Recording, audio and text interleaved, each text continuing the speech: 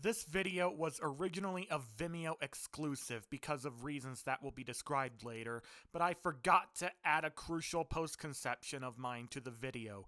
So I tried using Vimeo's video editor to add it in, but when I was done with it, it got stuck on optimizing for nearly a day as of recording, and I don't know when it can possibly finish, if ever. I can't even use Vimeo's replace video function on that video because it's busy optimizing. And the worst part is, nobody can see the video while it's being optimized. It will actually be a whole hell of a lot quicker for me to just delete the upload and re-upload it. But I don't want to do that on Vimeo and lose the original upload date. I hate YouTube. And I miss it. So, since I uploaded my Sonic Movie 2 review to YouTube, a lot has happened to me and my opinions of certain vital platforms I had been using at the time, especially on the internet. I got both a Steam Deck and a MacBook Pro, and I have been using the latter as my main machine, partly because I'm not as much of a gamer as I previously thought. The reason I'm showing my face here instead of Sonic Adventure 2 gameplay, though, is because apparently Vimeo doesn't allow gameplay footage, or at least I remember it not allowing gameplay footage, and I can't upload this to Newgrounds either, because it's animation only, and to me, simple movie reviews don't make sense when animated. I mean, what's the point? First off, only half a year after the second Sonic movie released, Elon Musk, the biggest man-child in modern history, acquired Twitter. Just for that alone, I deleted my Twitter account, which made me stop receiving nearly any Sonic news because Twitter was the only way I could have received it. In fact, the only reason why I have even heard of the Sonic Movie 3 trailer's existence as soon as I did was because one of the DeviantArt users I follow posted about it, as well as a mention on the Alvin and the Chipmunk Wiki's Discord server's off-topic page. But that's not the reason why this review will never make it to YouTube. You see, even though I gave up on Jack's Films, a YouTuber I was a huge fan of at the beginning of 2022 for shaming people who still use Blu-ray, myself included, I was actually on board with his crusade against YouTube content thieves SS Sniper Wolf for freebooting TikTok videos and lazily reacting to them, as well as YouTube constantly promoting her.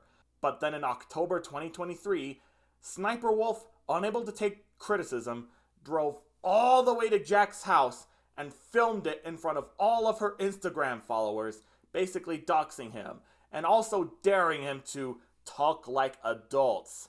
Despite my newfound hatred for his opinion hating and me never wanting to watch his content ever again because of it, even I wouldn't wish anything like this on him. But that's not the worst part.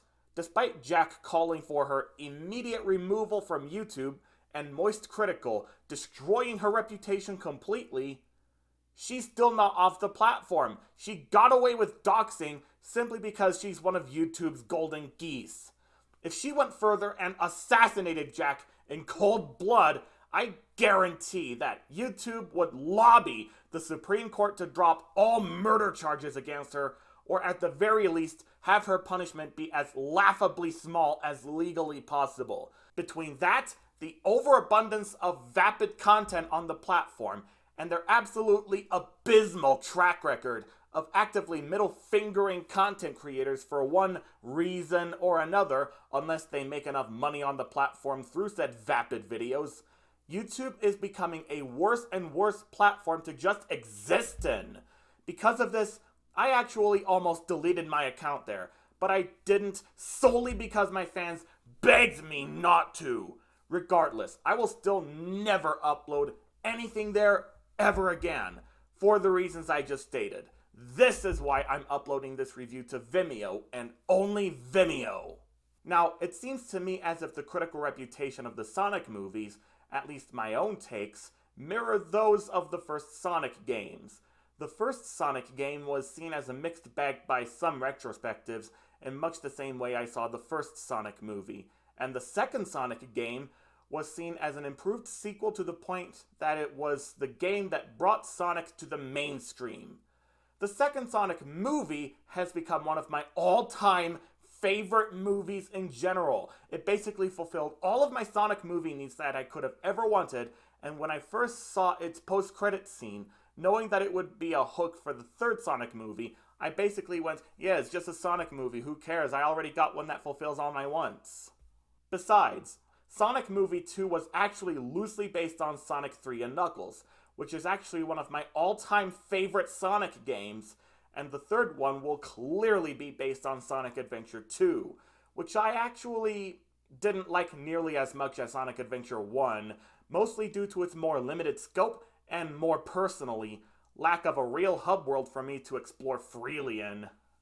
On the other hand, though, the trailer makes it look like there will be a lot of significant changes made from the SA2 storyline, like Shadow escaping containment, really reminding me of how Mewtwo broke out of containment at the beginning of the Pokemon movie Mewtwo Strikes Back. And there's also the fact that Sonic probably won't be framed for Shadow's crimes, and instead it will pull what they did at the beginning of Transformers Revenge of the Fallen, where they went from treating the Autobots like alien robots to be stopped to allies of the US government. On a side note, I saw that movie once on my 16th birthday, complete with me being given cake with miniature Autobot figures right on top of the cake, and even as a blind fanboy of bad products, I found that movie to be boring. Yeah, I know, a Michael Bay film that's boring. No wonder it won Worst Picture that year.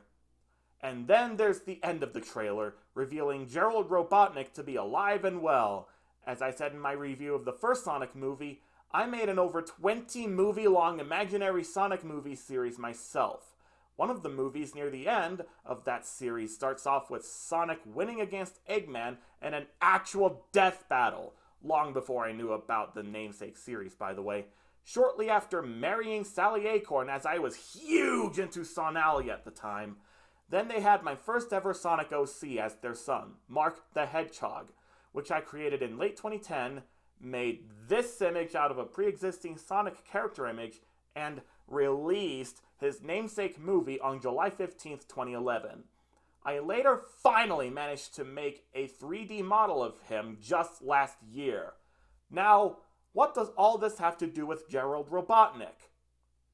I established him to be Mark's arch-nemesis in the absence of Eggman, and even more powerful as well. Even when I wrote the plot to my Mark movie, I lampshaded how Gerald was supposed to be dead, and gave him an explanation as to how he was brought back to life. On top of me correctly predicting that Jim Carrey would play Ivo Robotnik in Sonic movies, the fact that Gerald Robotnik is alive is yet another one of my imaginary Sonic movie series aspects that is making its way into the real-life Sonic movie series. Then again, that scene in the trailer could just be a dream in the final product itself. There's just no way Gerald Robotnik could be alive at that point in time. I mean, why else did I lampshade that in my imaginary Sonic movie? Quick addendum after the dropping of the second trailer. It turns out that not only is Gerald actually still alive, but he's now working for Eggman too. So not only is my prediction of Gerald being alive in Sonic's time coming true, but so is him being a villain. I made my imaginary Mark movie well before I knew about Gerald Robotnik's role in the Sonic Adventure 2 storyline. I sorta assumed, well, he's the grandfather of a villain, so let's just make him a villain too. Not until long after did I find out that Gerald was normally a lot less villainous than either my own imaginary film's continuity or this film's. Despite me committing fan blasphemy by not finishing the games before anything else, a particular online friend of mine has pointed out that there is a whole new generation of Gen Alphas who got into Sonic solely through the movies.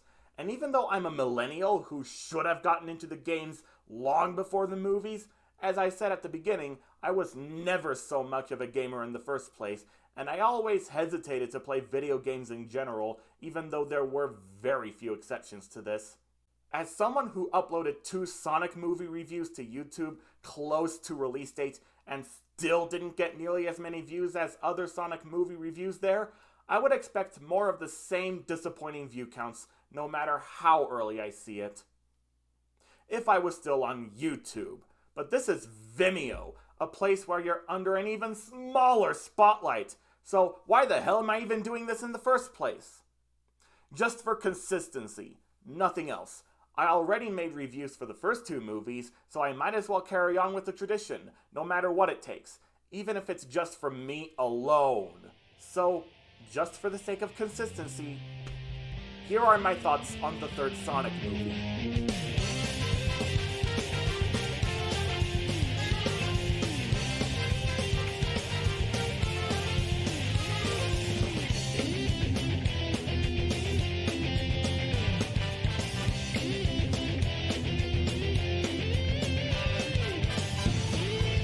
Schwartz, James Marsden, and Jim Carrey return for the live-action sequel, Sonic the Hedgehog 3. Sonic, Knuckles, and Tails reunite against a powerful new adversary, Shadow, a mysterious villain with powers unlike anything they have faced before. With their abilities outmatched, Team Sonic must seek out an unlikely alliance. Zooms into theaters on Friday, December 20th. That's today. Now, this is the first time I've ever seen a movie at the theater by myself. Usually, my younger sister would tag along with these showings, but she's not coming with me because she's afraid that Amy Rose might appear in the movie and turn Sonic's story into a love life in which she doesn't like.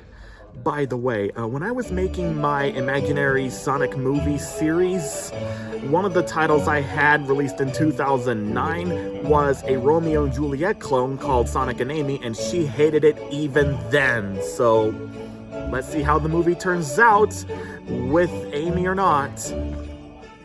So, I just finished seeing the movie a few hours ago, and I thought it was pretty good. Then again, it may have helped that my standards were so low to begin with, due to Sonic 2 being so amazing and all. At this time, I still don't think it's as good as Sonic Movie 2, but at the very least, it didn't give me the mixed feeling that I had when I saw Sonic Movie 1. Now, it is here that I realize that I am not really into long-winded reviews at all, like many other YouTube review shows are. In fact, this may be my last one, because personally, I just can't think of details at all in regards to what I think of media, other than it was pretty good and other basic statements. I used to not want to review media because I saw reviews as stupid and everything was subjective, but now I have a new, definitive reason for me not to do reviews. Because there's just not that much that goes into my head when I try to make one. But I'll try my best here this time. Despite this being based on Sonic Adventure 2, it's not a straight adaptation of that game at all. I will get to a few crucial reasons why in spoilers. But sure, Shadow does appear, Gerald Robotnik has a major role, and a couple cues from Live and Learn make an appearance, but the story there is entirely different. I love that Shadow and Maria have a far more comprehensive flashback sequence, with the two having fun together than in any other Sonic media I could think of that has it. It just shows a lot more of what their lives together were like before her death, and it was very wholesome to me. Well, there's not much left for me to say without going into spoilers, so here we go.